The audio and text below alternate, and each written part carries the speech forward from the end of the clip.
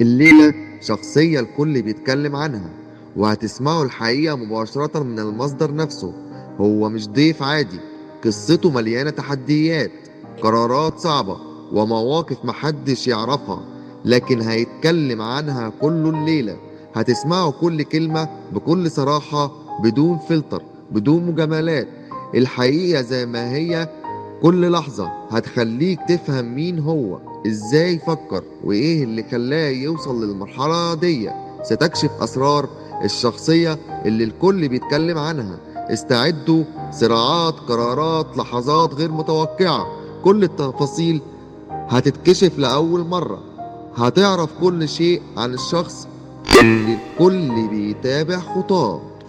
خلينا نسأل السؤال اللي الناس كتير بتقوله في الكواليس: هل وجودك دلوقتي في مكان رئيس مجلس الإدارة كان مجرد ظرف حصل بسبب حبس أكرم سلام، ولا في حد فعلا دفعك للمكان ده؟ ردا على سؤالك شيكو، لا طبعا. الموضوع ده كان في العام المستشار أكرم سلام طبعا، وكان كلمني في الخاص في الموضوع ده، وأنا طبعا كنت رافض جدا وما كنتش حابب خالص المكان ده، لأن أنا أصلا ما أحبش إن أنا أكون شخصية قيادية يعني. أفضل إن أنا أكون بس وسط إخواتي، وسط الناس اللي أنا بحبهم اللي بيحبوني وخلاص. ما فيش فيها حاجة إن مثلا حد يقول إيه أنت تقول أو أنت تعمل، لا ما كنتش أنا أحب الحتة دي خالص يعني، ولحد الآن أنا ما بحبهاش خالص. ولحد الآن أنا ضد فكرة إن ده يحضر هنا وما يحضرش هنا ويسمع ده وما يسمعش ده، أنا لحد الآن برضه ضدها يعني.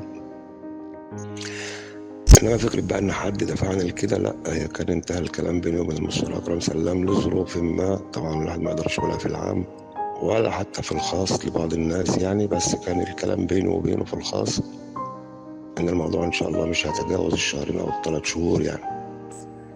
وفي خلال طبعا الفترة ديت حصل اللي حصل، فبقى الموضوع أمر واقع يعني لا هروب منه خلاص يعني.